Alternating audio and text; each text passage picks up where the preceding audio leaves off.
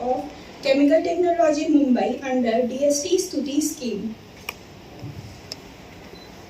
For our second lecture session, we have with us Dr. Azazuddin Sir, Principal, Rumta College of Pharmaceutical Science and Research, Bhilai, as our guest speaker. I request Dr. Shivshankar Shukla Sir to welcome our speaker with a floral bouquet. I welcome you, sir.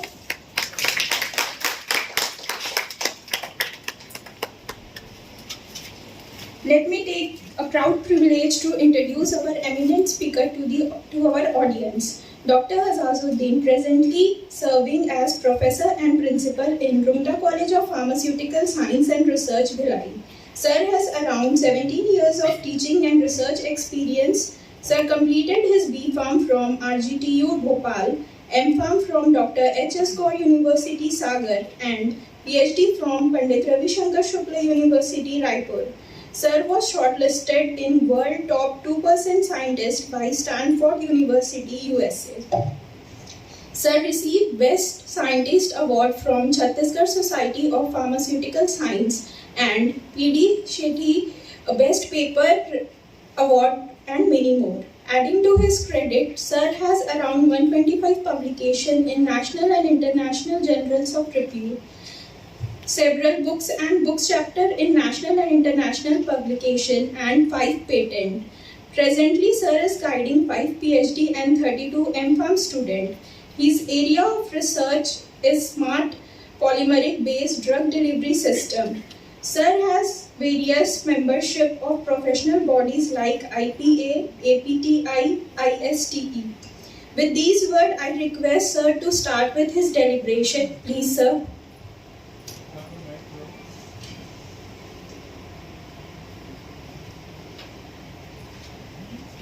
Is it working? Yes. Okay, good afternoon everyone. Good afternoon. Let me see is it working or not. Yes.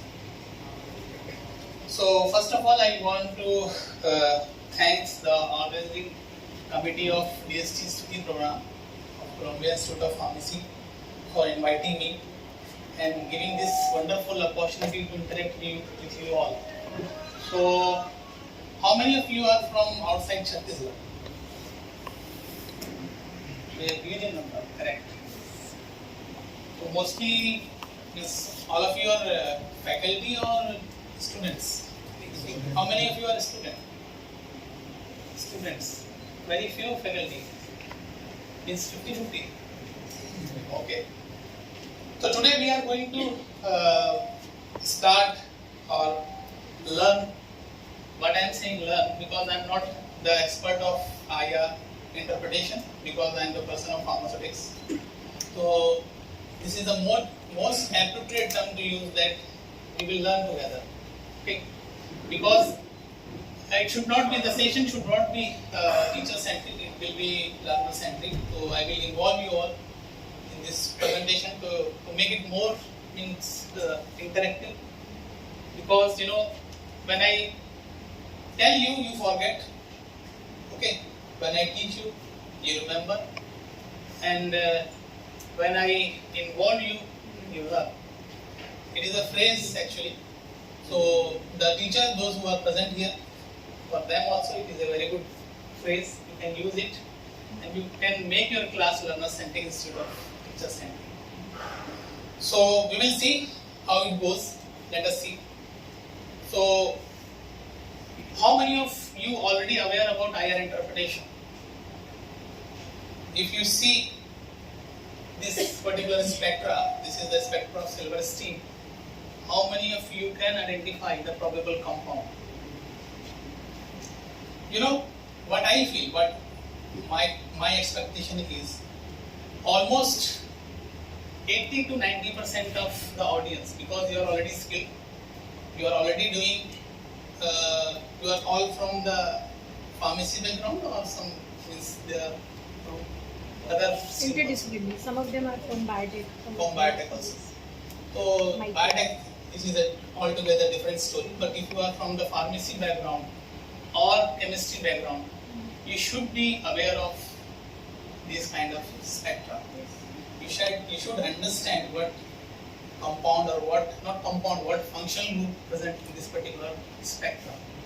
So how many of you are able to identify that what will be the probable functional group of this spectrum? Don't know? Yes. Can you identify? What will be the most probable functional group present in this particular spectra?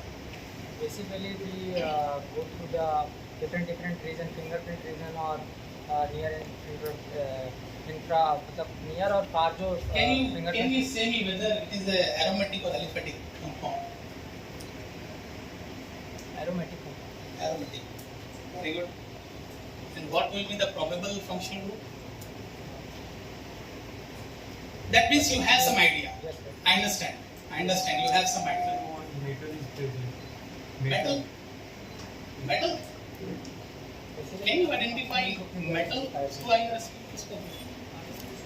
You can identify functional group. Okay. You can easily identify functional group. If you have the idea, please sit down. Then I can understand you have some idea about IR interpretation. So if you see the spectra, you cannot means it is not like you can identify the whole compound, what compound present here with the help of IR spectroscopy. You should have the idea about NMR also, mass also, and XRD also to know the exact compound. Okay, but through IR, this is the limitation of IR spectroscopy. So means that you can only identify the functional group, and that to be of probable functional group.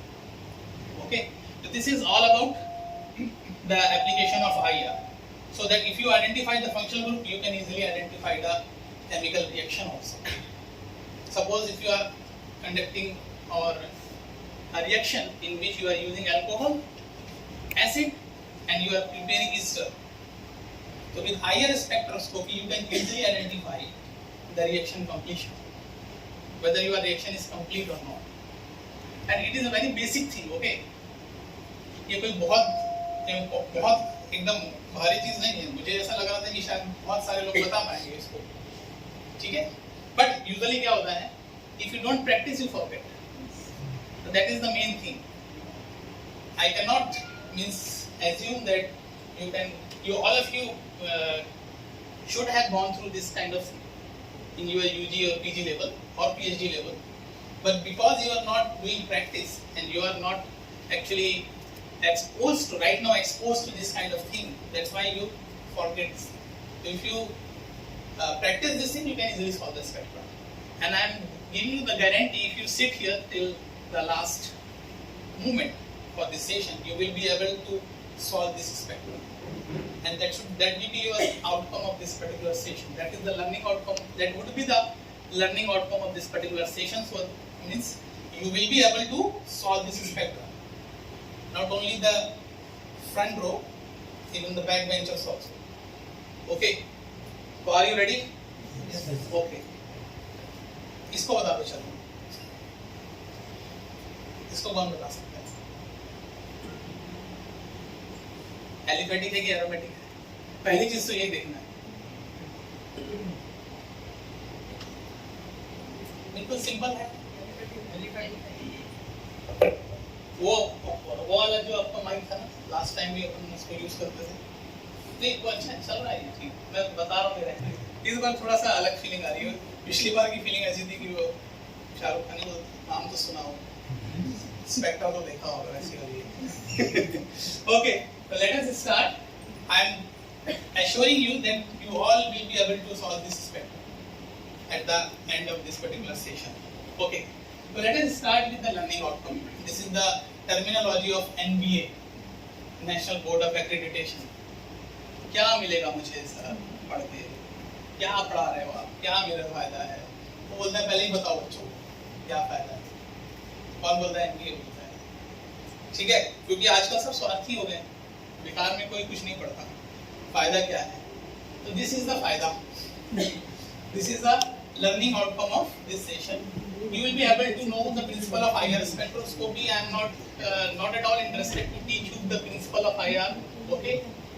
And typical IR spectra, yes, I will give you some idea about typical IR spectra, because if you don't know about the x-axis, y-axis, where is the wave number, where is goes down, where is go up, okay, so you won't be understand the typical other IR spectra. So I am giving you the idea of typical IR spectra. Interpret between different functional groups, means whether it is OH hydroxyl group, or whether it is amine, primary amine, okay, whether it is aromatic or aliphatic compound. You will have such kind of idea through this session. After completion of this session, you will have this kind of idea also. Use of IR spectra to monitor reaction completion, that I have told you कि अगर आप reaction आप लगा रहे हैं तो क्योंकि functional group change होंगे. अल्कोहल है, ईस्टर बन रहा है, तो अल्कोहल तो गया, रिएक्शन कंप्लीशन में अल्कोहल बचेगा, C2H5OH plus CH3COOH, C2H5COOCH3, RCO है ना, C11OO है ना, OH है क्या इसमें? नहीं है ना, तो एंड प्रोडक्ट में OH दिख रहा है, दैट मींस आपकी रिएक्शन कंप्लीट नहीं हुई. ओके. और अगर एंड प्रोडक्ट में OH की कोई पीक नहीं दिख रही है, गायब हो गई है, डिसअपीयर हो गई है, बिकॉज़ आपके रिएक्टेंट जो है अल्कोहल में OH की पीक मिल रही थी, एस्टर बन गया, तो OH पीक गायब हो जानी चाहिए. और अगर नहीं हुई है तो in the form of impurity वो है आपके पास अभी भी, उसकी या तो आप उसको वॉश आउट करिए या फिर रिएक्शन कंप्लीट करिए, तभी तो आपको प्योर प्रोडक्ट मिलेगा. आप TLC का भी यूज कर सकते हो उसके लिए, थिन लेयर क्रोमेटोग्राफी से भी पता चल जाती है, TLC से HPTLC से भी पता चल जाती है. तो अपन देखेंगे धीरे धीरे. तो ये रिएक्शन कंप्लीशन का आइडिया आपको बिल्कुल मिलेगा जब आप PhD करेंगे, कोई रिएक्शन लगा रहे हैं. इवन प्री फॉर्मुलेशन स्टडीज में भी, if you do the compatibility studies ना, यू मतलब अगर आप जब किसी दो लोग की शादी कराते हैं तो गुण देखते हैं ना, सब मिल रहे हैं कि नहीं, आपस में एक दूसरे से लड़ाई झगड़ा तो नहीं कर रहे हैं, तो वैसे ही एक्सिपिएंट्स के साथ में ड्रग को रख के देखते हैं. That is what we call compatibility studies in pre-formulation. So in that compatibility studies, this plays a crucial role. IR spectra plays a crucial role to identify whether your compound or API is compatible with your excipients or not. Whether it is polymer or you can say binder, lubricant, whatever you are using for your formulation, you have to check whether it is compatible or not. कि शादी कराने से लोग ठीक से रहेंगे कि नहीं, ठीक है, तो उसको IR देखता है. Okay. Other application of IR spectroscopy मुझे भी नहीं पता है, देखेंगे आगे, ठीक है. यस, ये चीज में बिल्कुल मेरा इंटरेस्ट नहीं है बताने का, लेकिन मुझे बताना पड़ेगा क्योंकि मैंने सबको वादा किया है पीछे भी कि आप इसको सॉल्व कर सकते हैं स्पेक्ट्रा. तो ये चीज आपको ऑलमोस्ट, अगर आप टीचर होंगे तो आपने भी बताया होगा, एनालिसिस के टीचर होंगे तो अपने स्टूडेंट्स को बताया होगा, और आप अगर स्टूडेंट हैं तो आपने टीचर से पढ़ा होगा, ठीक है. E is equal to HCl upon lambda, ठीक है. क्या समझ में आता है इससे? लैम्डा क्या है? वेवलेंथ, ठीक है. यहाँ क्या लिखा है मुझे नहीं पता है ना. लैम्डा क्या है? वेवलेंथ. ओके. E क्या है? एनर्जी. तो लैम्डा और एनर्जी में क्या रिलेशनशिप है? Inversely proportional. लैम्डा बढ़ेगा तो एनर्जी कम होगी, वेवलेंथ इंक्रीज होगी तो एनर्जी कम होगी. और what is wave number? Inversely proportional of wavelength का उल्टा, इनवर्स 1 upon लैम्डा, सेंटीमीटर -1 लिखते हैं उसको, ठीक है ना. That is wave number. Time frequency भी बोल देते हैं उसको, ठीक है ना. हर्ट्ज में लिखते हैं तो फ्रीक्वेंसी बोल देते हैं. मतलब एक पर्टिकुलर लेंथ में कितने साइकिल्स हो रहे हैं उसको हम क्या बोल देते हैं? फ्रीक्वेंसी. अगर 1 सेंटीमीटर लेंथ में 2 साइकिल हो रहे हैं और उसी 1 सेंटीमीटर लेंथ में 50 साइकिल्स हो रहे हैं, तो किसमें वेव नंबर ज्यादा होगी? 50 साइकिल्स में जितने साइकिल्स होंगे उतने वेव नंबर ज्यादा होंगे, और जितने साइकिल्स होंगे वेवलेंथ कम होगी कि ज्यादा होगी? कम होगी ना, क्योंकि वेवलेंथ इसको बोलते हैं 2 पीक्स का बीच का जो डिस्टेंस है, उसको हम वेवलेंथ बोलते हैं. तो अगर आप 50 उस एक ही सेंटीमीटर में 50 साइकिल कर दोगे तो वो बीच का डिस्टेंस कम हो जाएगा, श्रिंक होते जाएंगे. आप स्प्रिंग को इमेजिन करो, स्प्रिंग को ऐसे खींचोगे, ठीक है, तो स्प्रिंग ऐसे खींचेगा तो क्या होगा? उसकी जो वेवलेंथ है, बीच का डिस्टेंस है क्रेस्ट में, वो बढ़ जाएगा, वेवलेंथ जो है बढ़ जाएगी. लेकिन जब उसको आप स्क्वीज करोगे तो आपकी वेव नंबर बढ़ेंगे, वेवलेंथ कम होगी। आपको मैं भी इसमें और क्लियर बता दूंगा, क्योंकि कई लोग की बॉडी लैंग्वेज से समझ में आ रहा है कि समझ में नहीं आ रहा है, ठीक है। Non verbal communication is very important, okay. तो 50% पे तो आ रहा है, ये गारंटी है, ठीक है, ओके। इससे समझ में आ जाएगा। ये मैंने थोड़ा फास्ट फॉरवर्ड कर दिया था। अभी ये बताइए, इधर से इधर आने में वेव नंबर बढ़ रहा है कि घट रहा है? इधर से इधर, इधर इधर एनर्जी ज्यादा होगी कि इधर एनर्जी ज्यादा होगी? इधर एनर्जी ज्यादा होगी ना, क्लियर है? इधर एनर्जी ज्यादा होगी कि इधर एनर्जी ज्यादा होगी? इधर ना, क्यों? क्योंकि वेव नंबर और एनर्जी डायरेक्टली रिलेशन है, दोनों में दुश्मनी है। वेवलेंथ से दुश्मनी है, तो वेवलेंथ इधर बढ़ रही है तो इधर एनर्जी कम डाउन, ठीक है, समझ गए? इतना ही बताना है, क्योंकि देखो मेरे को तो स्टार्टिंग से लेना है ना सबको। अभी आप लोगों को सकता है बोलेगा अरे what are you teaching sir, you are teaching us writing in application, ऐसा बोला था मेरे को फर्स्ट सेमेस्टर में बच्चे। मेरे को प्रिंसिपल की स्पेलिंग क्लियरली लिखते हैं, ठीक है, जब मुझे लिखते हैं। So I told my teacher to just teach them how to write an application. So when she goes and she went to teach them how to write an application, you imagine what the one student told her teacher that, "Madam, आप हमको RT का पढ़ाएंगे, हमको application लिखना सिखा रहे हैं आप।" मगर वही बच्चा क्लियरली लिखता है, प्रिंसिपल PAL की जगह। तो अभी सबको कवर करना तो मेरे लिए भी इम्पोर्टेंट है। देखो मुझे भी, मैं भी भूल जाऊंगा, क्योंकि मैं तो फार्मास्यूटिक्स वाला हूँ, मैं तो केमिस्ट्री वाला हूँ नहीं, ठीक है। तो मुझे भूल जाएगा। अभी शुक्ला सर के सामने कुछ गलत निकल गया तो गड़बड़ हो जाएगी, ठीक है, क्योंकि sir is having the PhD in pharmaceutical chemistry and QA, ठीक है। So yes, this is very very important spectrum. Slide. इसमें आपको ये नहीं देखना है कि ये एनिलीन है कि NH2 है, क्या है, व्हाटएवर, इसको आपको देखना ही नहीं, ठीक है। इसकी फोटो मत खींचो, क्योंकि ये प्रेजेंटेशन में देखे जाऊंगा। सिर्फ दिमाग लगाओ इसमें, सिर्फ देखो कि क्या है। ये तो प्रेजेंटेशन आपकी प्रॉपर्टी है, मेरी प्रॉपर्टी नहीं, ठीक है। इसको घर लेके चले जाओ। ये टिपिकल IR स्पेक्ट्रा है। अगर इसको आप समझ गए तो आपको बहुत, और कुछ भी अभी जब तक मैं बोलूं नहीं कुछ लिखना है, ठीक है। तो ये y एक्सिस है, आपको सबको पता है, नीचे x एक्सिस है। वेव नंबर दिख रहा है नीचे लिखा हुआ, इधर क्या दिख रहा है? Percent transmittance. जितना मुझे आता है उतना ही बता पाऊंगा, ठीक है। इधर परसेंट ट्रांसमिटेंस है, इधर वेव नंबर है, ठीक है। इसको आप समझ गए तो आधा सेशन आपका पूरा हो गया, मतलब आधा चीज समझ गया, आधी चीज। तो यहाँ से वेव नंबर की अगर बात करें तो इधर से इधर जाने में वेव नंबर कहाँ ज्यादा हो रहा है, इधर की इधर? सोच के बताओ। नीचे भी लिखा है, हालांकि देखने की जरूरत नहीं है। वेव नंबर कहाँ? इधर ज्यादा है कि कम? देखो मैं डांटता भी हूँ, क्योंकि नीचे लिखा हुआ है, आपको दिमाग नहीं लगना है। इधर ज्यादा है, इधर कम है, इसमें किसी को डाउट तो नहीं है? अगर है तो बताओ, ये तो लिखा ही हुआ है, ठीक है। इधर वेव नंबर ज्यादा है, इधर वेव नंबर कम है, मतलब इधर से इधर की तरफ बढ़ूंगा तो वेव नंबर बढ़ेगा, है ना। फिर एनर्जी इधर ज्यादा कि इधर ज्यादा? किसी को कोई डाउट तो नहीं है?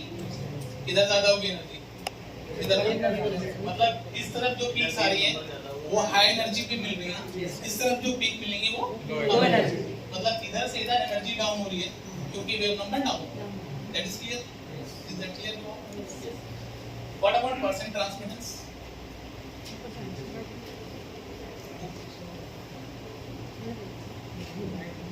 अरे वो पॉइंटर यहाँ से यहाँ पे परसेंट ट्रांसमिटेंस ज्यादा है कि यहाँ? देख के बताओ, ऊपर की तरफ जाता है परसेंट ट्रांसमिटेंस ना, थ्रेशोल्ड मैक्सिमम परसेंट ट्रांसमिटेंस इधर ज्यादा है कि इधर ज्यादा है? ऊपर ज्यादा है, इसका मतलब क्या हुआ? अगर यहाँ कोई रेडिएशन ट्रांसमिटेंस नहीं मिल रहा है, इसका मतलब क्या हुआ? कि मिल रहा है। इसमें कुछ कंफ्यूजन नहीं होना चाहिए। देखिए मैं आपको पहले समझा देता हूँ। ऐसा आपने यूवी देखा होगा, ऐसा क्यूबेट रहता है, क्यूबेट रहता है, यहाँ से अपन रेडिएशन देते हैं, ये एक सैंपल है इसके अंदर। यार ये सैंपल दो चीज कर सकता है बेसिकली, जिसको हम एक एब्जॉर्प्शन बोलते हैं, ट्रांसमिटेंस बोलते हैं, ठीक है। एब्जॉर्प्शन को मेजर करते हैं आप यूवी में एब्जॉर्प्शन देखते हो ना, और परसेंट ट्रांसमिटेंस भी मेजर कर सकते हैं, वो आईआर में करते हैं, ठीक है। परसेंट ट्रांसमिटेंस मतलब परसेंट ट्रांसमिटेंस अगर ज्यादा है, इसका मतलब एब्जॉर्प्शन बिल्कुल कम है। आप समझ में आ रही बात? ऊपर में परसेंट ट्रांसमिटेंस की वैल्यू ज्यादा है, 90 में दिख रहा है, 100 पे चला जाएगा, इसका मतलब एब्जॉर्प्शन कम है। दैट मींस कि हम जो इलेक्ट्रोमैग्नेटिक रेडिएशन दे रहे हैं कंपाउंड को, वो एब्जॉर्ब वो नहीं कर रहा। कहाँ पे? वहां पे ऊपर। और यहाँ पे जब 3360 लिखा है या 3442 लिखा है, वहां पर वो एब्जॉर्ब कर रहा है। मतलब वो उसकी ऐसी फ्रीक्वेंसी है बोला चाहिए जिसमें कि वो वाइब्रेट कर रहा है, क्योंकि वाइब्रेशनल स्पेक्ट्रोस्कोपी यूज होते हैं आईआर, वो वाइब्रेट करता है। पता है आपको वाइब्रेशन क्या है? अच्छा यूवी, आईआर, एनएमआर, ये सब कुछ आइडिया है? थोड़ा सा एनर्जी के बारे में आपका आइडिया है? एनएमआर में ज्यादा एनर्जी इन्वॉल्व होती है कि आईआर? फटाफट बताओ। पक्का? अरे वो तो मनिंद्र बता रहा है, बड़ा लिखा आदमी हो। आप लोग बताओ। आईआर में ज्यादा होती है कि यू? हाँ, अभी कंफ्यूजन है ना, क्योंकि मेरे यहाँ से आईआर की बात है, ठीक है। मैं आपको बता रहा हूँ, अगर आप यूवी, आईआर और एनएमआर में देखें, आपको मैं क्लियरली बताता हूँ, अगर ये नहीं समझेंगे तो नहीं समझ में आएगा। ये थोड़ा बेसिक आपको बैकग्राउंड होना जरूरी है, और आपको पता भी है, सिर्फ मैं आपको याद दिला रहा हूँ। That is called recalling, recall, ठीक है। ये भी एक एमबीए का प्रोवर्ब है, ब्लूम्स टैक्सोनॉमी का सबसे इनिशियल वर्ब है रिकॉल। रिकॉल मींस तो बच्चों को याद दिलाना कि ये चीज होती क्या है। देन एक्सप्लेन हायर लेवल का ब्लूम्स है, अभी आपको हायर लेवल पे लेके जाऊंगा ब्लूम्स में। क्या? एक्सप्लेन, क्रिएट, सब हायर लेवल्स के ब्लूम्स हैं, ठीक है। ब्लूम्स मतलब कॉग्निटिव लेवल होता है।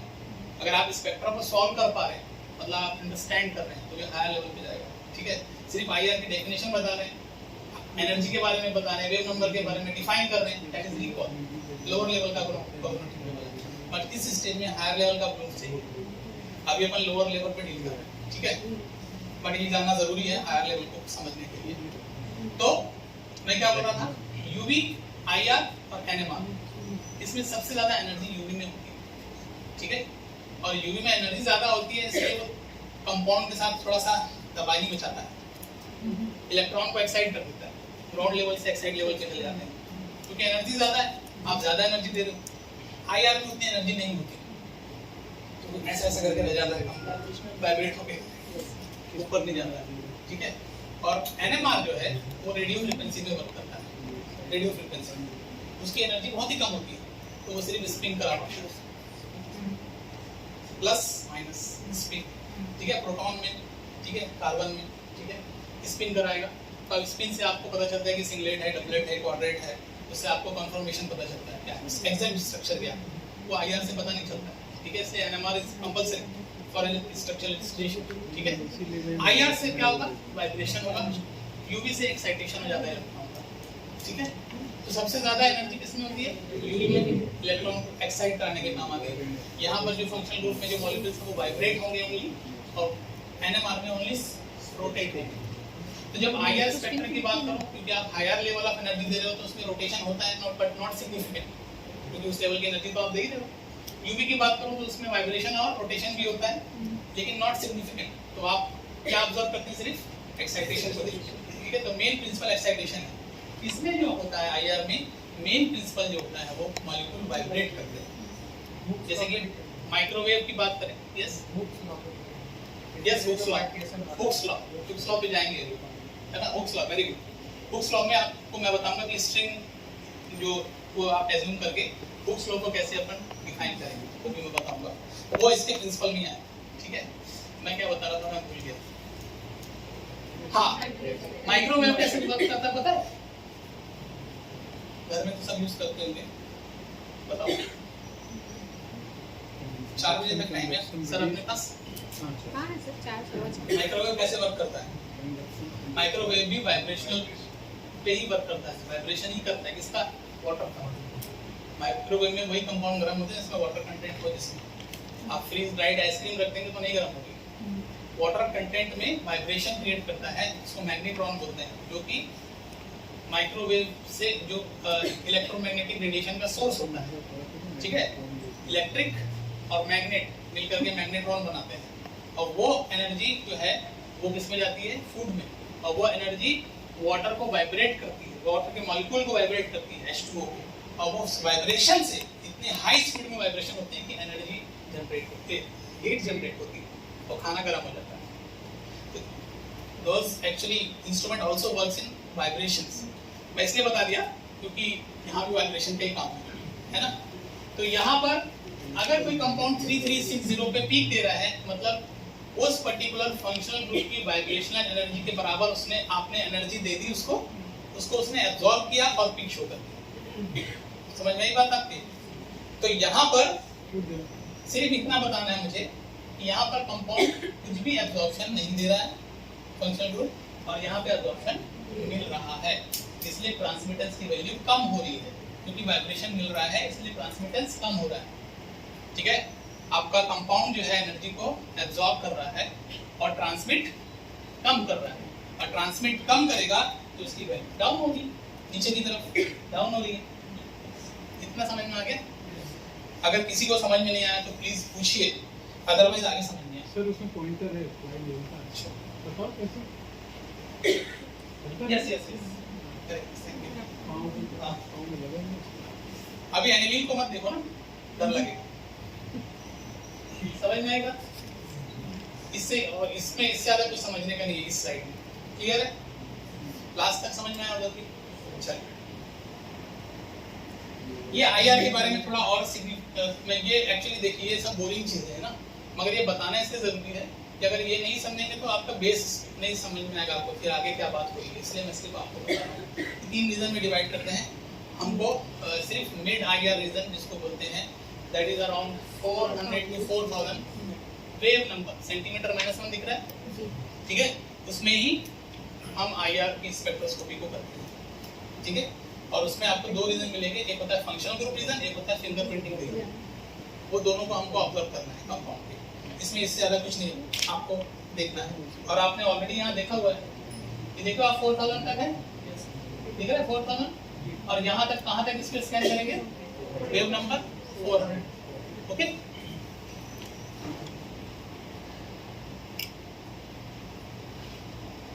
yes, dipole actually because it is very useful for IR for the compound those who are giving the peaks in IR region, they should have some sort of dipole. Dipole समझते हो? Plus minus dipole होना चाहिए। अब जैसे कि आप O2 की बात करो या N2 की बात करो, इसमें कोई डाइपोल नहीं है, ठीक है, because dipole is absent in N2 and O2. These are all higher inactive compounds, higher inactive, क्योंकि higher active होने के लिए डाइपोल होना जरूरी है, ठीक है ना। और डाइपोल जैसे मैं H2 की बात कर रहा हूँ, तो H2 में भी डाइपोल आपको मिलेगा, O और H पॉजिटिव, O नेगेटिव, ठीक है। तो डाइपोल जहाँ पे भी होगा जिस कंपाउंड में, वही IR एक्टिव होंगे, अदरवाइज जिसमें डाइपोल नहीं है, जैसे कि N2, O2, ये सारे कंपाउंड जो है वो IR इनएक्टिव कंपाउंड। क्लियर है? आप जैसे कि आप देखते होंगे यूवी स्पेक्ट्रोस्कोपी में आप एक सॉल्वेंट लेते हैं, मिथेनॉल लेते हैं, मिथेनॉल में डबल बॉन्ड होता है कि डबल बॉन्ड नहीं है ना? क्यों? क्योंकि अगर डबल बॉन्ड होगा ना तो फिर उसमें आपको ट्रांसमिशन मिलेगा, तो फिर वो इंटरफेयर करेगा आपके कंपाउंड के साथ। जहाँ बाई इलेक्ट्रॉन है, सिंगल बॉन्ड में कोवेलेंट बॉन्ड, डबल बॉन्ड एक सिग्मा एक पाई, ट्रिपल में एक सिग्मा 2 पाई, तो जहाँ पाई बॉन्ड होंगे वहीं तो ट्रांसमिशन मिलेगा हमको। पाई 2 अभी थोड़ा दिख में चले जाएंगे तो यूवी नहीं पढ़ाना मेरे को। तो जहाँ पर पाई इलेक्ट्रॉन नहीं है तो वैसे सॉल्वेंट लेना चाहिए यूवी में, ताकि आपके कंपाउंड के साथ में इंटरफेयर ना करें कोई। अगर पाई इलेक्ट्रॉन होगा अगर ऑर्गेनिक सॉल्वेंट में तो फिर दिक्कत आएगी। सिमिलरली यहाँ पर भी आपको देखना है कि कौन सा कंपाउंड आईआर एक्टिव होगा, कौन सा कंपाउंड आईआर इनएक्टिव होगा, ठीक है। तो जिसमें डायपोल होगा वही आईआर एक्टिव होगा, ठीक है। इसमें थोड़ा सा ये बिल्कुल भी आपको समझने की जरूरत नहीं है, चूंकि अभी है कि भैया सर ने स्ट्रेचिंग नहीं बताई है ना, बेंडिंग नहीं बताई, तो इसलिए मैं बता रहा हूँ, ठीक है। आप एज्यूम करिए कि आपके पास एक की रिंग है जिसके दोनों तरफ बीच में स्प्रिंग है, हार्ड स्प्रिंग है समझ लो, और दोनों तरफ आपके थोड़ी बॉल्स लगी हुई, छोटी बॉल्स, ठीक है। उसको आप एज्यूम करके देखो। अब उसमें एक चीज बताइए कि वो स्प्रिंग को मैं खींचता हूँ तो उसको स्ट्रेचिंग बोलता हूँ, और उसको ऐसे बेंड करता हूँ तो उसको बेंडिंग बोलता हूँ। तो आप थोड़ा एज्यूम करके बताइए, साइकोलॉजिकली थोड़ा दिमाग लगाइए कि अगर उस स्प्रिंग को खींचने में ज्यादा एनर्जी लगेगी कि बेंड करने में? स्ट्रेचिंग। ऑब्वियस है, तो बहुत सिंपल सी चीज है। तो एनर्जी जहां ज्यादा लग रही है वहां वेव नंबर ज्यादा होगा। मैंने पहले ही बता दिया, अभी देखो अभी कंफ्यूज नहीं होना।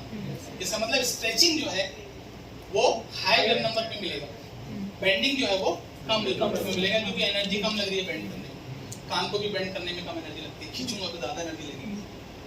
खींच के बताओ ठीक है। तो स्ट्रेचिंग में ज्यादा एनर्जी लगती है और बेंडिंग में कम एनर्जी लगती है। तो स्ट्रेचिंग हमेशा हाई वेव नंबर पे मिलेंगे, ये ठीक है ना। पोजीशन हाई वेव नंबर यही है ना, 4000 यही था और इधर 400 था, ठीक है। तो बेंडिंग जो है इसके कंपैरिजन में कम वेव नंबर पे मिलेगी, बेंडिंग वाइब्रेशंस, ठीक है। अब उसमें अलग अलग टाइप्स होते हैं। अब वो टाइप्स मैं आपको बताऊंगा, मतलब मैं आपको कोई सेशनल एग्जाम में तो लिखना नहीं है कि मैं उसके टाइप्स बताऊं आपको, ठीक है, कि बेंडिंग क्या होता है। बेंडिंग में भी इन प्लेन होता है, आउट ऑफ प्लेन होता है। अब जैसे वाइपर चलता है वो इन प्लेन है, वाइपर समझते हो गाड़ी का वाइपर कैसा होता है? इन प्लेन, ये प्लेन में मूव करता है, ठीक है। अगर आप ऐसे मूव करोगे तो आउट ऑफ प्लेन हो गया, ठीक है। एक जगह एक ही तरफ मूव कर रहा है आउट ऑफ प्लेन में तो वैगिंग बोलते हैं, जैसे पंखा झोलते हैं, ठीक है। और अगर ऐसे वेव कर रहा है तो सीजरिंग बोलते हैं, ऐसे कुछ रॉकिंग होती है, वो टाइप आप लोग को नहीं बताना है, मुझे पता है। आपको ऐसा लगता है कि मुझे नहीं पता है, तो आपको ऐसा लगता है कि मैं बताऊं, ठीक है। तो ये स्ट्रेचिंग, बेंडिंग, सिमेट्रिकल एसिमेट्रिकल जरूरी है पर क्यों? क्योंकि सिमेट्रिकल एसिमेट्रिकल में देखिए सपोज H2O की बात करते हैं अपन, तो O H और H है, जैसे ये O है, H और H है, ठीक है। तो अगर ये H इधर आएगा और ये H इधर जाएगा तो ये एसिमेट्रिकल स्ट्रेचिंग, क्योंकि ये इधर आ रहा है, ये इधर जा रहा है, इसके दो के कंपैरिजन ये पास आ रहा है, ये दूर जा रहा है, तो इसको एसिमेट्रिकल स्ट्रेचिंग बोलेंगे। तो इसमें एक डायपोल बनेगा, आप समझ रहे हैं, डायपोल, क्योंकि ये दोनों पास में आ गए और ये अकेला दूर चला गया। तो एसिमेट्रिकल स्ट्रेचिंग जो होती है वो आईआर एक्टिव होती है, H2O के केस में बता रहा हूं ना। और सिमेट्रिकल स्ट्रेचिंग जो होगी इसमें रिजल्टेंट डायपोल आपका जीरो हो जाएगा, क्योंकि दोनों सेम दूरी पे हैं। तो ये आईआर इनएक्टिव हो जाएगा और ये आईआर एक्टिव हो जाएगा, ये आईआर इनएक्टिव हो जाएगा। ये आपको भी जानने की जरूरत नहीं थी, मैंने इसलिए बता दिया कि आपको ऐसा लगे कि मुझे पता है, ठीक है। कहीं भी जरूरत नहीं आएगी सब चीज। Yes, hope so. ये जानना थोड़ा जरूरी है, क्योंकि आपको रिलेशनशिप पता होना चाहिए कि अगर हाई मॉलिक्यूलर वेट का कोई फंक्शन ग्रुप है और लो मॉलिक्यूलर का वेट का फंक्शन ग्रुप है तो वेव नंबर कहाँ पर वेरी होगा, कम पे मिलेंगे कि ज्यादा पे मिलेंगे, ये बहुत इंपॉर्टेंट है, इसको जानना। जैसे कि वो उन्होंने बताया था, आपका क्या नाम है? हाँ, उन्होंने बताया था, दैट इज वेरी इंटरेस्टिंग कि हुक्स लॉ जो होता है वो आपकी आधी प्रॉब्लम सॉल्व कर देगा। इसमें सिर्फ ये देखना है कि ये मेरे को नहीं आता हुक्स लॉ, क्योंकि ये फिजिक्स है और I am the person of pharmaceutics, तो मैं इसमें ज्यादा डीप में नहीं जाऊंगा, सिर्फ रिलेशनशिप बताने के लिए बता रहा हूँ। ये वेव नंबर दिख रहा है आपको, this is wave number, this is A, that is called force constant, and this is mu, that is mass of the two atoms. Reduce mass बोलते हैं, मैंने रिड्यूस हटा दिया ताकि आप कंफ्यूज ना हो, ठीक है। मास समझ के चलिए। What is the relationship between mu and wave number? नीचे है, मतलब दुश्मनी है, ठीक है, और इसकी दोस्ती है, ठीक है। तो K की दोस्ती है वेव नंबर से, force constant which is a measure of bond strength, bond strength. अच्छा ठीक है, अब ये थोड़ा सा आप अज्यूम करिए केस और दूसरा आ गया। एक सिंगल बॉन्ड है, उसको खींचने में ज्यादा एनर्जी लगेगी कि डबल बॉन्ड को खींचने में ज्यादा, कि ट्रिपल बॉन्ड? ट्रिपल बॉन्ड को सबसे ज्यादा लगेगी। ये तो आप जिम में जाके देख सकते हो, वहां पर ये इंस्ट्रूमेंट है, रहता है ना, 3 स्प्रिंग वाला ऐसा स्ट्रेच करने के लिए, इसको स्ट्रेचिंग करते भी लड़के लोग करते हैं, 6 पैक बनाने के लिए, थोड़ा सा चेस्ट बनाने के लिए करते हैं उसको, है ना, उसमें 3 स्प्रिंग रहता है, ठीक है। अगर 3 स्प्रिंग रहेगा तो आपको ज्यादा एनर्जी से खींचना पड़ेगा, स्ट्रेचिंग में ज्यादा दम लगाना पड़ेगा। High wave, triple bond, high wave number, double bond उससे कम वेव नंबर, क्योंकि एनर्जी थोड़ी कम जाएगी। सिंगल बॉन्ड में और कम एनर्जी, थोड़ा और कम वेव नंबर। तो C single bond C, C double bond C, C triple bond C, कौन ज्यादा वेव नंबर में मिलेगा? C triple bond C. अभी स्ट्रेच की बात कर रहा हूँ ना, बेंडिंग की स्ट्रेचिंग, ठीक है, क्लियर है? तो K की वैल्यू बढ़ेगी तो वेव नंबर बढ़ेगा। तो आपने खुद ही बता दिया कि ट्रिपल बॉन्ड में K की वैल्यू बढ़ेगी, तो K की वैल्यू बढ़ेगी तो वेव नंबर बढ़ेगा, ठीक है, क्लियर है?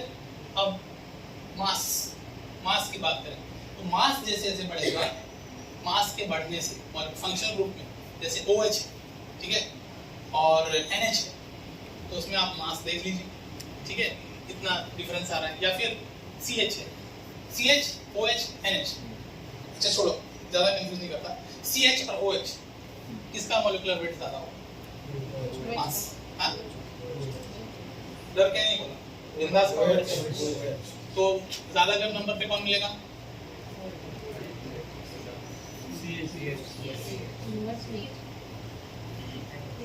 कुछ और बताओ।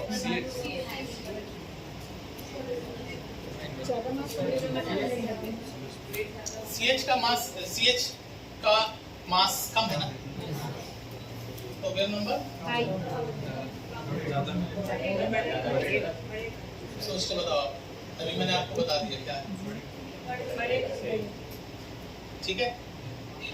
अच्छा CO, अच्छा अभी, अच्छा तो अभी छोड़ो, अभी सब भूल जाओ, सिर्फ इतना याद रखो कि मॉलिक्यूलर वेट अगर बढ़ेगा, मॉलिक्यूलर वेट बढ़ेगा तो वेव नंबर जो है वो कम होगा, ठीक है। अभी आगे मैं बताऊंगा कैसे होता है। अच्छा C और CH को बताओ, थोड़ा सा कंफ्यूज हो रहा था उसमें। C और CH में किसका मॉलिक्यूलर वेट ज्यादा है? C और CH, C और C और H, CH समझ रहे हो ना, CH और CC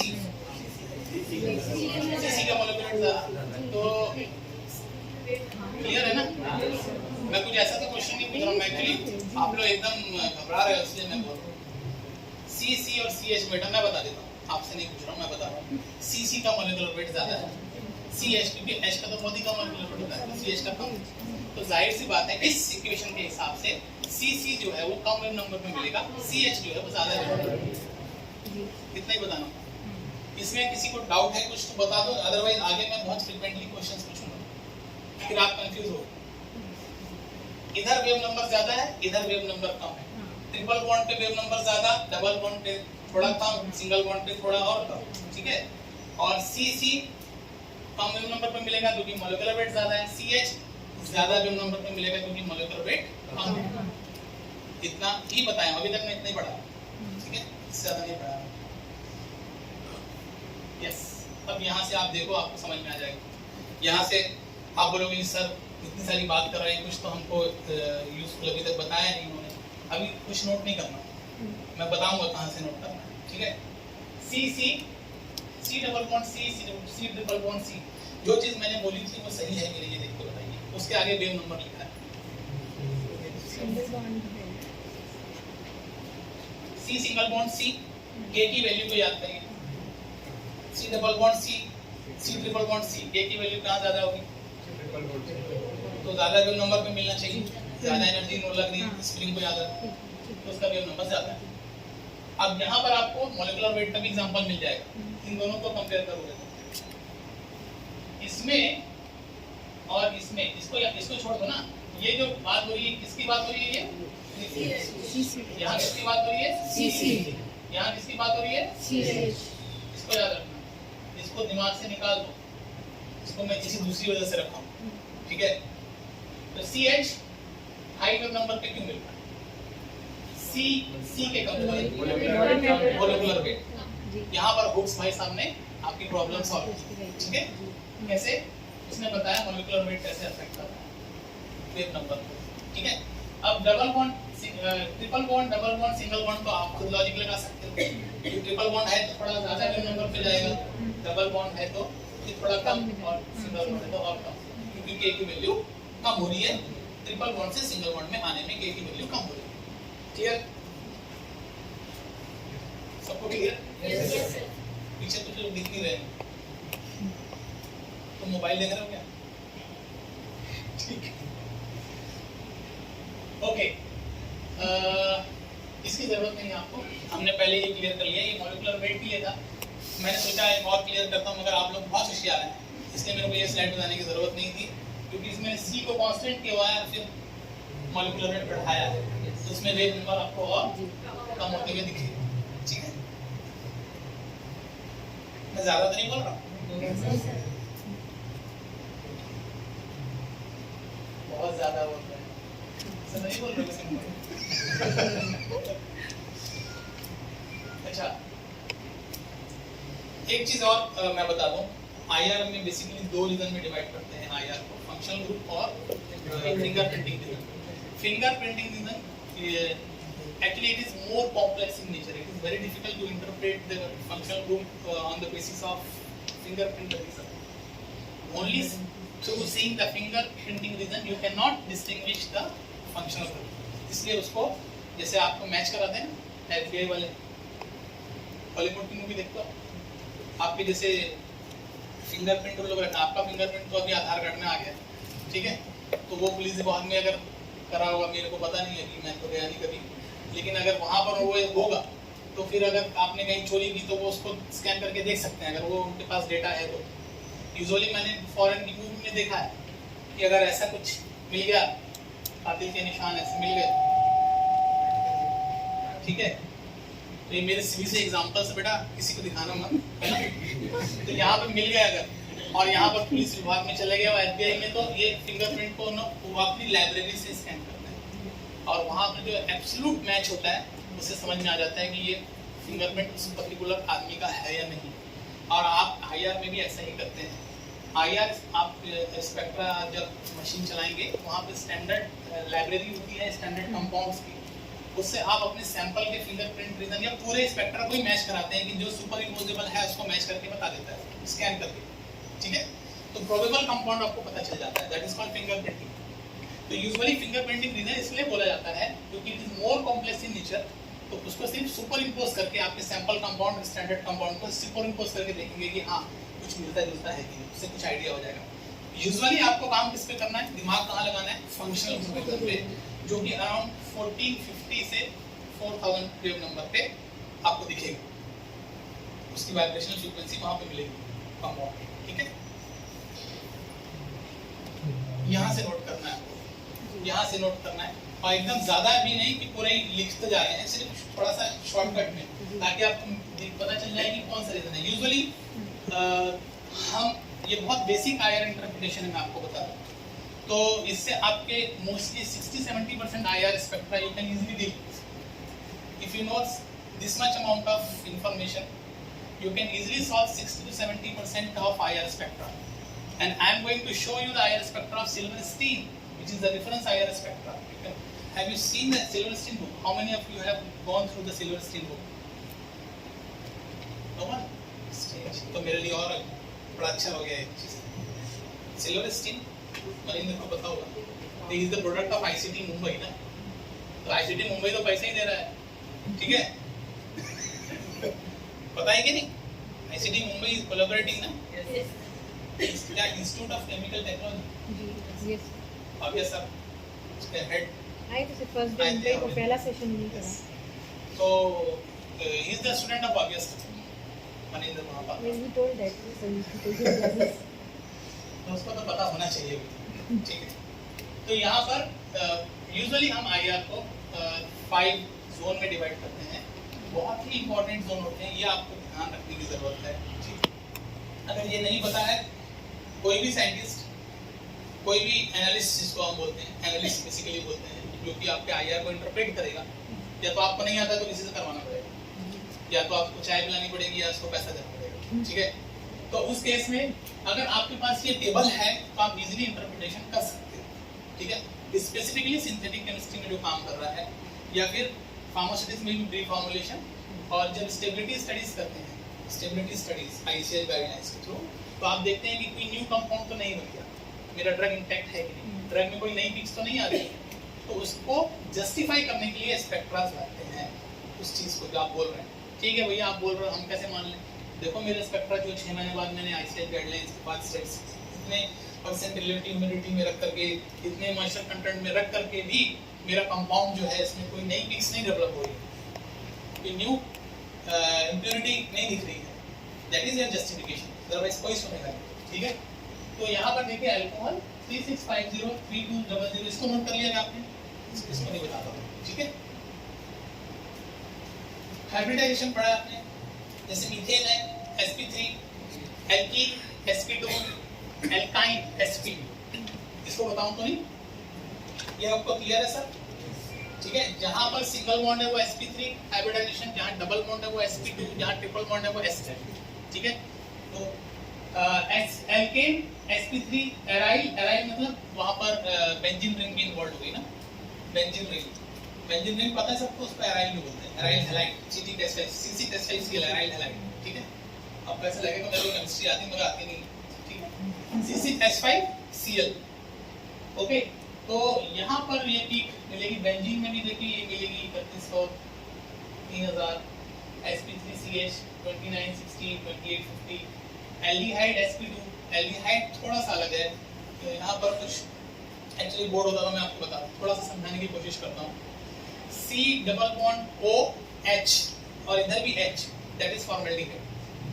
क्लियर? बात बताऊंगा, अभी आऊंगा तो डिस्कशन से। तो यहाँ पर ये जोन याद रखना, जोन 2 3200 से 2700 के बीच में हम देखते हैं, और इसमें मेजरली कौन कौन सी पीक्स दिखती हैं, वाइब्रेशंस दिखते हैं, CH sp3, CH sp2, CH sp2 aldehyde and carboxylic acid OH। Broad, broad ये याद रखना, ब्रॉड, ब्रॉड क्यों? ड्यू टू हाइड्रोजन बॉन्डिंग, जहां OH होगा वहां हाइड्रोजन बॉन्डिंग होगी। तो इधर भी आप देखोगे अमीन, एमाइड, NH। ठीक है, ये ब्रॉड, ऑफन ब्रॉड। ठीक है, ऑफन ब्रॉड मतलब कभी कभी ब्रॉड होगी, अदरवाइज शार्प पीक मिलेगी। ऑलवेज ब्रॉड, OH में ऑलवेज ब्रॉड। शुरू का जो मैंने स्पेक्ट्रा दिखाया था, ये आप याद रखो, शुरू का उसमें ब्रॉड पीक थी। अभी जब आपको लास्ट में दिखाऊंगा तो आपको समझ में आएगा, क्योंकि स्पेक्ट्रा सॉल्व करोगे इसको जानने के बाद। ठीक है, तो ये ब्रॉड पीक क्यों मिलती है अल्कोहल की 3600 से 3200 के बीच? क्योंकि हाइड्रोजन बॉन्डिंग की वजह से, हाइड्रोजन बॉन्डिंग होती है OH की, तो हाइड्रोजन बॉन्डिंग की वजह से डिफरेंट कॉम्बिनेशन ऑफ O और H बनते हैं, उसकी वजह से डिफरेंट वाइब्रेशनल फ्रीक्वेंसी में वो एब्जॉर्ब करता है इलेक्ट्रोमैग्नेटिक रेडिएशन को, इस वजह से ब्रॉड पीक मिलती है, शार्प पीक नहीं मिलती। ठीक है, ये भी नोट डाउन कर लिया। Zone 3, this is very very important, क्यों होगा ये बाद में बताऊंगा, इसको याद रखना। C triple bond C 22602100 variation, और नाइट्राइल, ये कंपाउंड बहुत कम होते हैं, बहुत रेयर कंपाउंड होते हैं। ठीक है, C ट्रिपल बॉन्ड एंड 160 इसको याद रखना ना, ये मेरी कंफर्मेटरी पिक्स हैं। कंफर्मेटरी पिक्स समझते हो?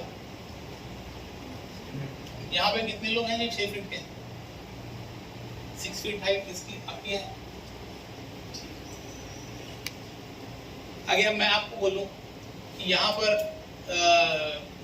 2 लोग हैं, मतलब जो कि एक, मतलब आपको कोई बोला कि भाई वहां से एक रूम से 6 फीट वाले बंदे को उठा के ले आओ, तो क्या करोगे आप? इनको उठा के ले जाओगे, जबकि मैं भी 6 फीट का हूँ। मेरी हाइट नहीं बताना आपको, मैं बता रहा हूँ, समझ में आ रही बात? तो ये दोनों ही 6 फीट के हैं, तो दोनों में से किसको लेके जाओगे? अगर 6 फीट को बोलूंगा, अगर आपको बोले शुक्ला सर ये 6 फीट का आदमी को उठा के लाओ जो इस रूम में बैठा है, किसको लेके जाओगे इधर से? दोनों को ले जाओ, एक आदमी को ले जाना।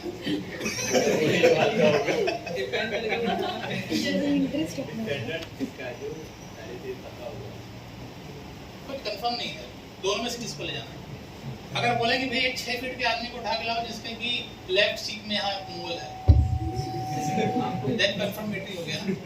तो यही इसको कंफर्मेटरी पीक बोलते हैं, कि जो ऐसी पीक्स जो ऐसे फंक्शनल ग्रुप्स जो सेम नंबर पे वाइब्रेशंस शो करते हैं, लेकिन हम उसको कोई दूसरा वेव नंबर देख के आइडेंटिफाई करते हैं, कंफर्म करते हैं कि हाँ ये होगा कि वो होगा। आप समझ रहे हो, उसको कंफर्मेटरी थिंग बोलते हैं। अब मैं क्यों बोल रहा हूँ आपको, मैं थोड़ा सा आपका 2 मिनट लेना चाहूँगा आगे बढ़ने से पहले। C ट्रिपल बॉन्ड C, ठीक है, अगर मैं आपको बोलूँ कि मेरा जो स्पेक्ट्रा है उसमें एक वाइब्रेशन आपको मिल रहा है, यहाँ पे 3200 में मिल रहा है, और यहाँ नहीं, वो वाला नहीं,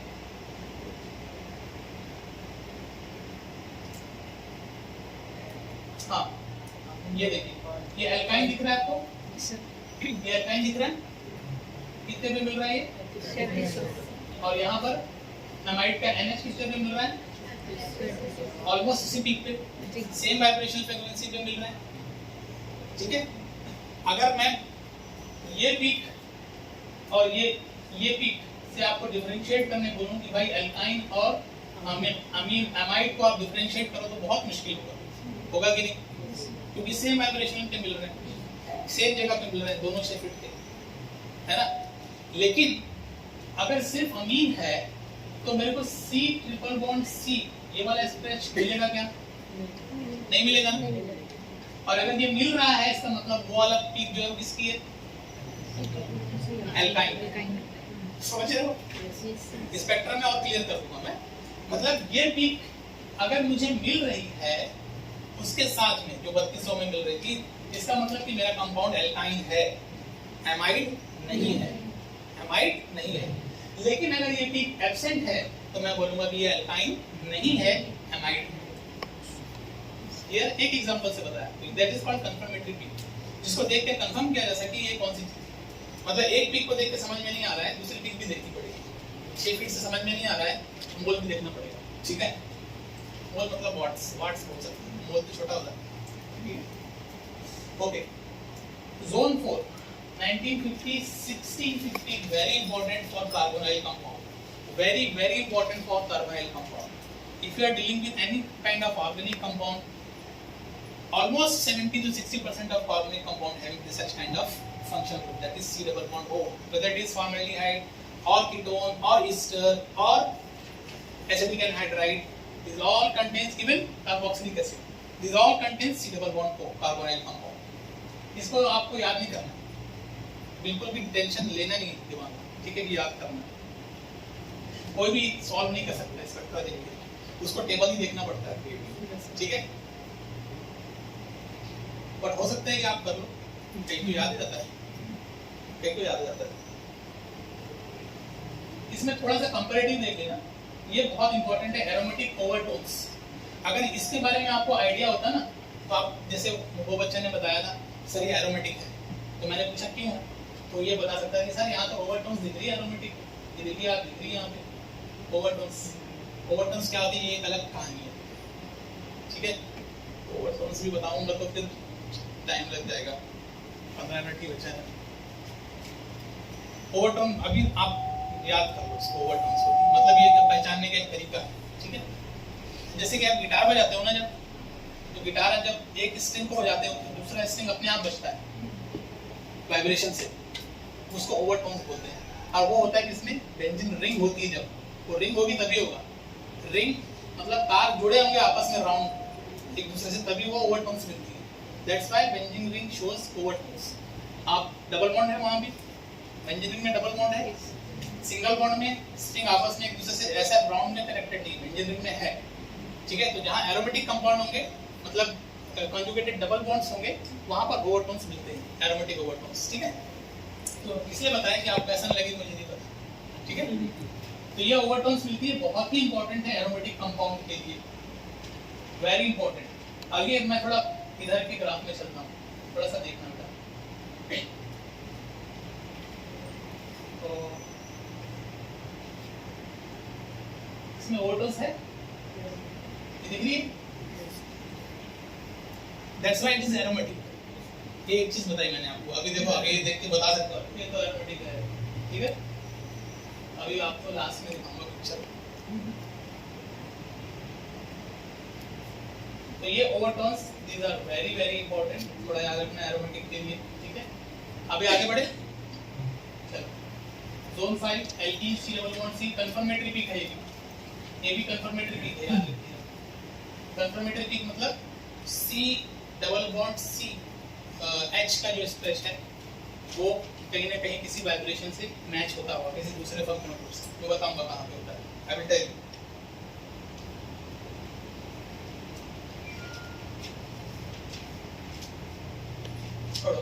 यस, यहाँ पर आते हैं CH एल्केन।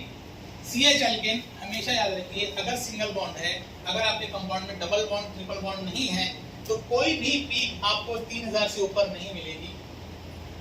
कोई भी पीक 3000 वेव नंबर से ऊपर नहीं मिलेगी जब तक उसमें डबल बॉन्ड नहीं है। ठीक है, मतलब इसकी बात कर रहा हूँ मैं, कार्बन कार्बन की स्ट्रेच में। ठीक है, तो यहाँ पर देखिए सारी जो पीक्स हैं वो कहाँ पर है, 3000 के नीचे। मतलब कि यहाँ पर C डबल बॉन्ड है क्या, C डबल बॉन्ड C नहीं है, C ट्रिपल बॉन्ड C भी नहीं है, और यहाँ पर और कोई पीक नहीं मिल रही है। इसका मतलब कोई फंक्शनल ग्रुप भी नहीं, ना अमीन है ना OH है, कुछ भी नहीं, कुछ भी नहीं। मैक्सिमम पीक कौन से नंबर पे मिल रही है, 297 पर। तो कंपाउंड देखिए ऑक्टेन। क्लियर, मतलब sp3 बोलते हैं ना उसको। मैंने अभी बताया था sp3 का CH कहाँ मिलता है, 3000 के नीचे 2900 को। आप देख लीजिए, दिखाऊंगा। ठीक है, तो यहाँ पर चूंकि यहाँ पे कोई भी और वाइब्रेशंस नहीं हो रहे हैं क्योंकि फंक्शनल ग्रुप है ही नहीं, ना OH है ना NH है, तो यहाँ पर कोई मिल नहीं रहा। तो ये क्या है, इसको देख के आप समझ जाएंगे क्या कि ये कोई नॉर्मल चेन एल्केन है। आप ये नहीं बता सकते बेटा कि ये ऑक्टेन है, ये मत सोचना कि यार मैं बता दूं। आप क्या बताओगे, ये एल्केन है जिसमें कोई भी मतलब फंक्शनल ग्रुप नहीं है। Okay, yes. अब यहाँ देखो एक पीक आ गई, कहाँ पे आ गई, 3000 के थोड़ा ऊपर। दैट मींस डबल बॉन्ड आ गया। उसके ऊपर कुछ है क्या, कुछ भी नहीं, मतलब और कोई फंक्शनल ग्रुप नहीं है। तो ये एल्कीन है, लेकिन एल्कीन के साथ में 2900 में भी पीक मिल रही है। इसका मतलब डबल बॉन्ड के साथ सिंगल बॉन्ड भी है, डबल बॉन्ड के साथ सिंगल बॉन्ड भी है। क्लियर है, किसी को कोई डाउट तो नहीं है, बिल्कुल सिंपल सी चीज है। आगे बढ़ो। कंफर्मेटरी की C डबल बॉन्ड C, कंफर्मेटरी की जरूरत ही नहीं है क्योंकि कोई दूसरा फंक्शनल ग्रुप तो है ही नहीं यहाँ पे। तो C डबल बॉन्ड C को देख करके आप कंफर्म कर सकते हो कि हाँ C डबल बॉन्ड C जो है वो कौन से वेव नंबर पे मिलता है। देखिए C और C की बात चल रही है, ये कम वेव नंबर पे मिलेगा। C डबल बॉन्ड C H और C डबल बॉन्ड C, तो C डबल बॉन्ड C का स्ट्रेच कम वेव नंबर पे मिलता है। क्यों, क्योंकि मॉलिक्यूलर वेट ज्यादा है C डबल बॉन्ड C, और C डबल बॉन्ड CH, ठीक है, क्योंकि CH है मॉलिक्यूलर वेट कम हो गया CH CC के कंपैरिजन में, तो वेव नंबर ज्यादा था। कहाँ पे मिलता है, 3000 पे। तो इसको कंफर्म करना है तो क्या करना पड़ेगा, 1600 पे देखो, 1600 पे देखो C डबल बॉन्ड C है कि नहीं, और फिर मैं हम कंफर्म कर देंगे। हम तो हमारी तो आदत ही है कंफर्म करने की, डबल बार कंफर्म करते हैं। हमारा प्लॉट सही जगह पे है कि नहीं कंफर्म करो। तहसीलदार अगर ऑर्डर निकाला है तो सबको बुलाओ और कंफर्म करो, इसलिए 2 बार तो कंफर्म करेंगे ही हमारा स्पेक्ट्रा कौन सा है। तो C डबल बॉन्ड CH अगर आपको पीक मिल रही है तो आप C डबल बॉन्ड C को जरूर देखिएगा, वो भी दिखना चाहिए। अगर दोनों दिख रहा है तो आप बोल दो कि भाई ये एल्कीन है, इसमें डबल बॉन्ड है, और चूंकि 2900 में भी पीक मिल रही है इसलिए आप बोलोगे सिंगल बॉन्ड भी है, सिंगल बॉन्ड भी है, डबल बॉन्ड भी। ठीक है, sp3 sp2, yes. CH stretch alkyne, ठीक है, इसमें कंफर्मेटरी पीक कहाँ मिलेगी, ये C डबल बॉन्ड CH है, इसकी कंफर्मेटरी पीक कहाँ मिलेगी, C डबल बॉन्ड C पे। कहाँ पे हो, क्या नंबर पे मिलता है वो C triple bond C,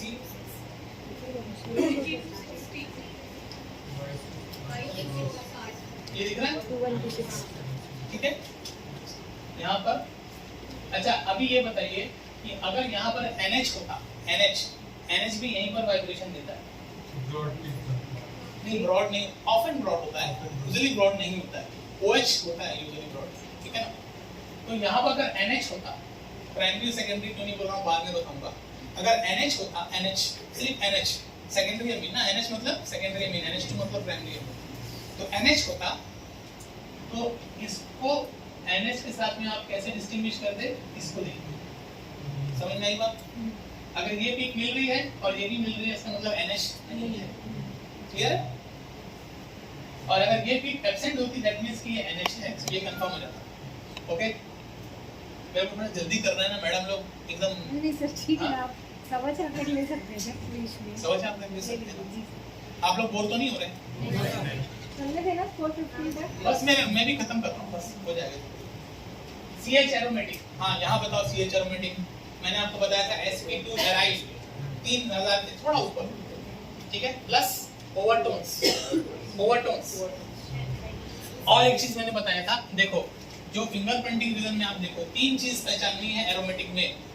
fingerprinting reason जो है वो बहुत बिजी मिलेगा आपको, बिजी मतलब बहुत सारे स्पेक्ट्रा मिलेंगे वहाँ पे। क्यों मिलेंगे? क्योंकि CH का एनवायरनमेंट अलग अलग है। कैलकुले का आप रेजोनेंस स्ट्रक्चर देखेंगे बेंजीन रिंग का, तो उसमें आप देखेंगे कि CH फिर वहाँ से प्लस होते ऐसे कैलकुले का रेजोनेंस स्ट्रक्चर होता है।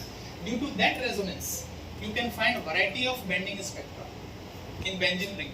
That's why you should have very complex fingerprinting spectra in fingerprinting region with aromatic compound due to the resonance present in aromatic compound. ठीक है? Plus overtones, इसको देख लिया, अरे इसके तो बाल बहुत घने हैं, फिर यहाँ देख लिया इसके नाखून बड़े हुए हैं, और यहाँ पर देख लिया यहाँ पर भी आप इसको क्या बोलूं मैं समझ नहीं आ रहा। ये 3 कैरेक्टर देखने हैं एरोमेटिक के लिए। क्या 3000 पे थोड़ा ऊपर देखिए, उसके बाद देखिए कि पैर के नाखून बड़े कि नहीं, और फिर देखिए यहाँ पर बाल घने हैं कि नहीं। ठीक है, तो ये तीनों चीज देख लिया तो एरोमेटिक समझ में आ जाएगा। ठीक है,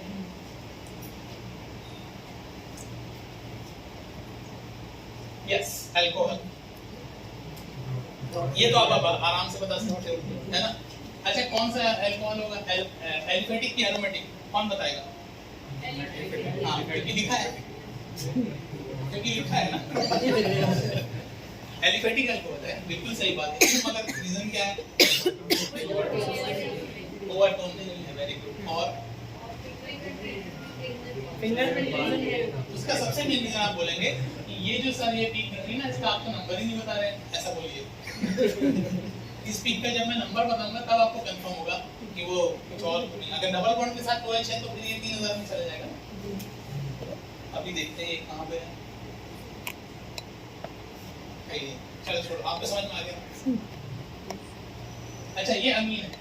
अब इसमें जो ये एनिलीन का स्पेक्ट्रा, जो मैंने एक टिपिकल स्पेक्ट्रा यहाँ से उठाया था, तो यहाँ पर आप देखिए ये NH2 जो है, ये NH2 क्योंकि N के पास लोन पेयर ऑफ इलेक्ट्रॉन होता है, नाइट्रोजन में लोन पेयर ऑफ इलेक्ट्रॉन होते हैं, तो उस वजह से NH2 क्या NH के 2 एनवायरनमेंट हो जाते हैं लोन पेयर ऑफ इलेक्ट्रॉन की वजह से। ठीक है, सो ये NH2 जो होता है ये आपको फॉर्म्ड पीक देता है। फॉर्म्ड पीक ये कैरेक्टरिस्टिक इसका स्पेक्ट्रा है NH2 का, प्राइमरी एमिन का।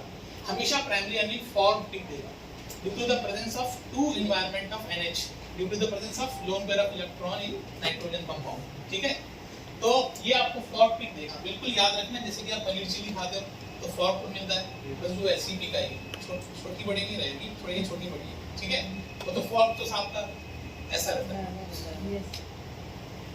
ये छोटी बड़ी है यहाँ पे, मगर वो उससे कुछ लेना देना नहीं है ना। फॉर्म्ड रहेगी मतलब स्प्लिट रहेगी। ठीक है, अच्छा यहाँ पे देख लीजिए एरोमेटिक है, ये ओवरटोन्स दिख रहे हैं, यहाँ पर बाल इसके घने हैं, और ये 3000 के ऊपर में आपको कुछ मिलेगा यहाँ पर, मिलना ही है, इस पर कोई इशारा ही नहीं है। अगर यहाँ नहीं दिखाया तो भी जरूरत नहीं है दिखाने की। ये बेंडिंग जो है ये एरोमेटिक कंपाउंड की वजह से मिलता है। ठीक है, अब ये बताइए ये प्राइमरी एमिन है कि सेकेंडरी, किसी level C triple bond C लिखा है, ज्यादा दिमाग नहीं लगाना इसमें। प्राइमरी एमिन है कि सेकेंडरी एमिन है? ये सेकेंडरी एमिन, दिमाग नहीं लगाई। NH में तो ये सेकेंडरी एमिन है, NH2 में प्राइमरी होता है। तो NH2 में तो फॉर्म्ड पीक मिल रही थी, यहाँ पर एक H चला गया तो फॉर्म्ड पीक डिसअपीयर हो जाएगी। तो अगर आप प्राइमरी एमिन से सेकेंडरी एमिन बना रहे हैं तो भी ये पीक आपके काम आएगी। ऐसी कोई रिएक्शन पता है इसमें प्राइमरी एमिन से सेकेंडरी एमिन बनता है? ऐसी कोई रिएक्शन पता है जिसमें कि आपको चेन से एरोमेटिक रिंग बन जाता है?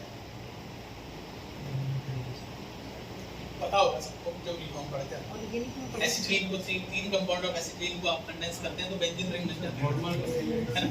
I don't know what is the name, but मैंने बीकॉम में पढ़ा था, three molecule of C2H2 figure का कैलकुलेशन नहीं हो नेम रिएक्शंस पढ़ते हैं इसमें से रहता है कुछ है मेंशन या समथिंग। है, छोड़ो वो नहीं पढ़ाना है। अब ये बताना है ये what is this secondary amine और प्राइमरी एमीन। तो यहाँ फोर्थ पीक मिलेगी कि सिंगल पीक? सिंगल पीक मिलेगी। क्लियर? तो यहाँ पर देखिए, लेकिन आप इसको ये कैसे बोल सकते हो कि ये एसिटिलीन की C ट्रिपल बॉन्ड CH नहीं है, या C ट्रिपल बॉन्ड C मिलेगा। यहाँ पर क्या मिलता है? C ट्रिपल बॉन्ड C क्या मिलता है? C ट्रिपल बॉन्ड CH कि C डबल बॉन्ड CH? इस वेव नंबर पे क्या मिलता है? इसलिए मैंने बोला कि नोट कर लो और आप लोग फोटो ले लो। C ट्रिपल बॉन्ड CH कहाँ मिलता है?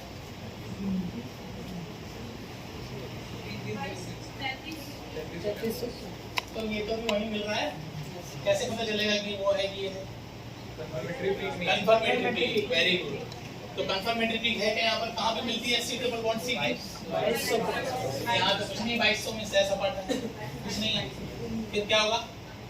ये C ट्रिपल बॉन्ड CH ये सेकेंडरी अमीन है, यहाँ से कंफर्म हो जाता है। ठीक है, अभी देखिए कंफर्मेटरी का कितना ज़्यादा इंपॉर्टेंट रोल आता है।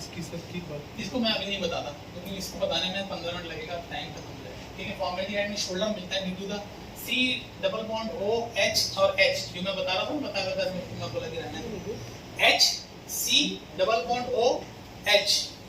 ठीक है, यहाँ से जब O नीचे इलेक्ट्रॉन देगा, ये हाई इलेक्ट्रॉन वाला है ना, O जब नीचे इलेक्ट्रॉन देगा, ठीक है, नहीं सॉरी, जब यहाँ से डबल बॉन्ड से पाई इलेक्ट्रॉन ऑक्सीजन में शिफ्ट होंगे तो ऑक्सीजन मोर नेगेटिव हो जाएगा, कार्बन जो है वो और पॉजिटिव हो जाएगा, कार्बन पॉजिटिव और यहाँ पर H जुड़ा हुआ है, तो इसका एनवायरनमेंट थोड़ा और अलग हो जाता है CH का, जो कि नॉर्मल CH में नहीं होता।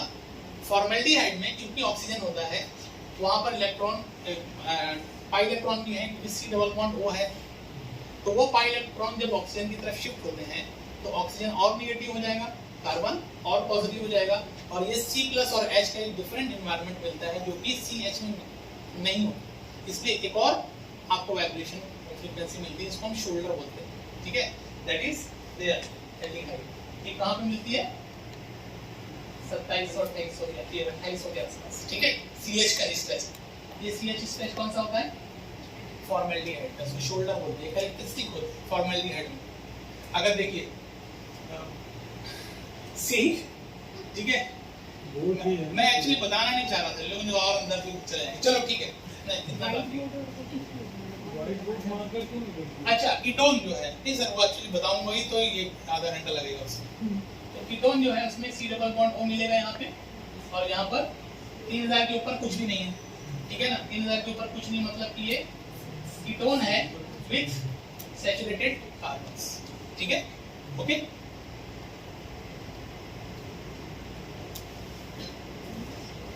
अच्छा, ये चीज आप थोड़ा सा देख लीजिए, ये सही है कि नहीं? जो मैंने बोला था फिर से बता देता हूँ आपको। अब ये रिएक्शन लगा रहे हैं तो ये OH, ये CH, ये OH C डबल बॉन्ड, ये सब पीक्स में मिलेंगी। ये रिएक्टेंट की पीक है और ये आपका प्रोडक्ट है, जिसमें ये पीक गायब हो जाएगी, ये पीक भी गायब हो जाएगी और ये पीक भी गायब हो जाएगी। क्यों हो जाएगी? क्योंकि यहाँ पर रिएक्शन कंप्लीट हो गया। ठीक है।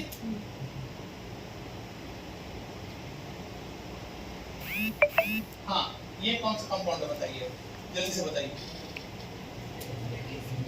All peaks are below 3000। सही है, ठीक है, that is called learner centric teaching, है ना। अभी आप लोग बता रहे हैं, अभी मैं सुन रहा हूँ, इसको बोलते हैं लर्नर सेंट्रिक। ठीक है, नेक्स्ट।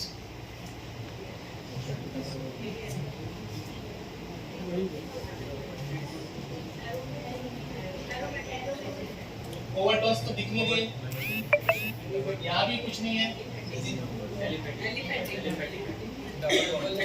एलिफेटिक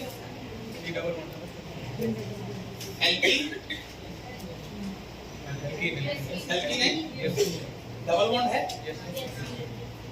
OH तो नहीं है, पक्का। NH की कोई पिक तो नहीं दिख रही, वेरी गुड। डबल बॉन्ड, मतलब आप थोड़ा सीख गए, आप सीख गए स्पेक्ट्रल सॉल्व करना, ठीक है। नेक्स्ट, कहाँ से एरोमेटिक है? ओवरटोन्स कहाँ से? यहाँ पे दिख रहा है, यहाँ ओवरटोन्स कहीं नहीं है, यहाँ पर ओवरटोन्स नहीं है, broad OH, then below 3000, that means very good, that means aliphatic alcohol, मुझे भी नहीं पता, very good, aliphatic alcohol. What's this? धीरे से ये primary amine, okay, primary amine below 3000 है, यहाँ पर CH का है, ये पूरा एरिया CH का है ना, ये पूरा एरिया CH का है, ये वाला एरिया NH और OH का है, ठीक है, ये कार्बोनिल कंपाउंड के एरिया है, और यहाँ ओवरटोन्स का एरिया ये है, और यहाँ पर बेंडिंग वाइब्रेशंस के एरिया है जो कि एरोमेटिक कंपाउंड में आते हैं। ये थोड़ा दिमाग में बैठा लेना इस चीज को, तभी आप स्पेक्ट्रा पढ़ पाओगे, ठीक है।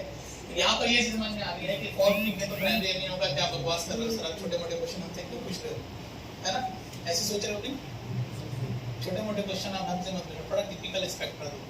ये तो सबको अभी तो बताया था मैं कि ऐसे पनीर चिली खाता हूं, ठीक है। अब ये देखो, ये दोनों की पीक बराबर, ये थॉट के काम आएगा, ठीक है ना, एनाइन दाग जैसा भी दिख रहा है, और ये बिलो 3000 मतलब ये एलिफेटिक प्राइमरी अमीन, एलिफेटिक, इससे ज्यादा आप नहीं पता लगा सकते आईआर से। आप ये बोलोगे कि ये मतलब प्रोपाइल अमीन है या मतलब मिथाइल अमीन है, ये सब नहीं पता चलेगा, उसके लिए एनएमआर पे जाना पड़ेगा। Very good, you are very intelligent. ये बताइए, ये बहुत इंपॉर्टेंट स्टेप है, बस समाचार का खत्म है, बस 2-3 और है, लोग एक्सपर्ट हो, आप पढ़ाएं और आपको बुलाने का मौका ही नहीं था कि यार सीख जाए बच्चे। बताइए जल्दी। कंफर्मेटरी पी याद है ना, इसकी थी अल्काइन है ना, दिख रहा है अल्काइन, क्योंकि कंफर्मेशन भी है। कैसे बोल रहा हूँ, अगर मैंने बोला कैसे बता पा रहे हो आप, ये C ट्रिपल बॉन्ड CH और ये C ट्रिपल बॉन्ड C। अब बताइए, अब तो मैंने लाल हटा दिया था, OH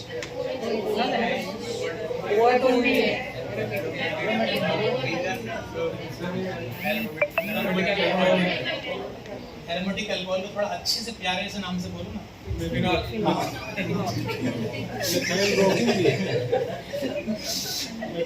सही बोल, मगर मैं बोला थोड़ा अच्छा से फिनॉल ही बोलेंगे, बेंजाइल अल्कोहल भी हो सकता है, आप ऐसे नहीं बोल सकते कि वो फिनॉल ही है। C6H5OH भी हो सकता है, C6H5CH2 भी हो सकता है। अगर उसके लिए एक चीज है कि आप देखिए 2900 के आसपास कुछ नहीं दिख रहा है तो आप बोलो नहीं सर ये तो फिनॉल ही होगा, क्योंकि 2900 के आसपास तो कुछ है नहीं, तो CH2 का कोई रोल ही नहीं। बेचारे बच्चे जिनकी केमिस्ट्री भी के वो मेरे को ऐसे देख रहे हैं कि मैं क्या बोलूं। ठीक है, तो ओवरडोज दिख रही है, पैर के नाखून बड़े हैं, ठीक है, और ये सब मैं अभी सीखा हूँ, मैंने पहले घर से सीखते नहीं आया, ठीक है। मैडम को देख के थोड़ा याद आ गया कि सवाल करें। ओके, तो ये बेटा ये वही पहला स्पेक्ट्रम जो मैंने दिखाया था आपको स्टार्टिंग प्रेजेंटेशन में, ठीक है। हाँ, सिल्वर स्टील नाम याद आ जाएगा। तो अब आप सॉल्व कर पा रहे हैं, तो मैंने वादा किया था वो पूरा हो गया, ठीक। अब बताओ, अब ये सब मुझे भी नहीं पता है, सही में नहीं पता सब, जो मेरे लिए भी सरप्राइज है। सारी 3000 के नीचे ही मिल रही है ना,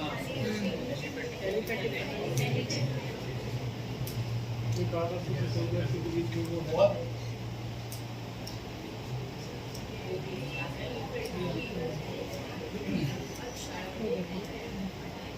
3000 के ऊपर, 3000 के ऊपर है, ये 3000 के नीचे वाली, यहाँ कुछ भी नहीं है, मतलब ये एल्कीन है, एल्कीन हो सकता है, ठीक। ये कौन सा एल्कोहल? रिपीट हो रहा है क्या?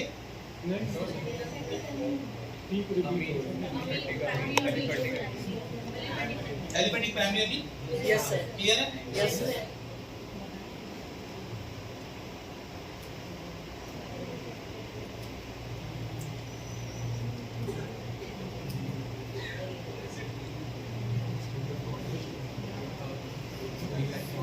मुझे नहीं पता है, पता मनीष? नहीं पता? इन लोग का सब तो बता रहे हैं सब। टेक्निकल सब क्या बोल रहे हैं आप? धीरे से क्या बोल रहे हैं आप? थोड़ा तेज बोलो। सही है एक्चुअली ना, ट्रिपल बॉन्ड क्यों?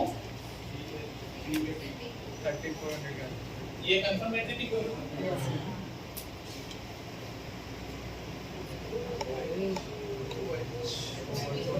OH एरोमेटिक और ये भी OH एरोमेटिक है, ये भी OH एरोमेटिक है। इससे ज्यादा आपको नहीं पता, मगर ये शायद बेंजाइल अल्कोहल।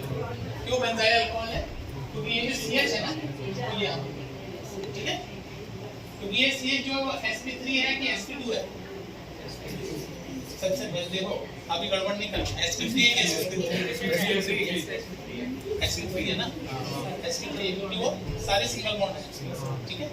तो इसलिए 2900 के मिले आसपास मिलेगा, 2900 के आसपास। तो ये बेंजाइल अल्कोहल हो गया। वो पीक यहाँ पे नहीं मिल रही थी, ठीक है। ये 3000 जो ये बी जो मिल रहा है वो 3000 के ऊपर मिल रही है पीक। दैट मींस कि वहां पर कोई sp3 वाला कार्बन नहीं है। sp3 वाला कार्बन यहाँ पे आता है, benzyl alcohol, that is called benzyl alcohol. ये तो कोई अंधा भी बता देगा। ये कार्बोक्सिलिक एसिड है, ये ब्रॉड है, 1000 वेव नंबर के बराबर ब्रॉड पीक मिलती है। ये कार्बोक्सिलिक एसिड के कैरेक्टरिस्टिक नेचर है, ठीक है। C डबल बॉन्ड O COH, ठीक है। तो ये OH जो है बहुत ही ब्रॉड पीक मिलती है इसकी, ठीक है। और इसकी जो मोटाई होती है, ये यहाँ से देखो 3400 से 2400 तक, करीब 1000 वेव नंबर। तो ये कार्बोक्सिलिक एसिड की कैरेक्टरिस्टिक पीक है, आप आराम से आइडेंटिफाई कर सकते हो, ठीक है। ब्लाइंडमैन बता देगा, मैं उसको बताना पड़ेगा कि 1000 वेव नंबर थोड़ी पीक है, ठीक है। वो भी बता सकते। चलो हो गया था अभी लास्ट। मुझे नहीं पता ये क्या है।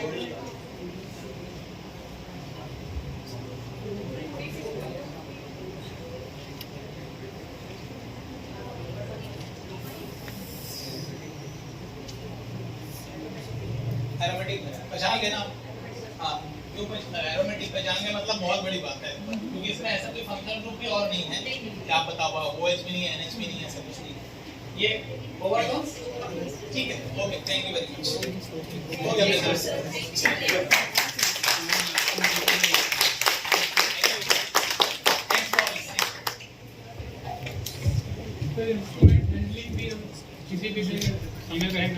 Thank you, sir, for sharing your deep knowledge with us. It will be a great pleasure for us to listen to you again in our future event. Now, I request Dr. Shivshankar Shukla, sir, to present memento and certificate of appreciation to our guest speaker as a token of gratitude.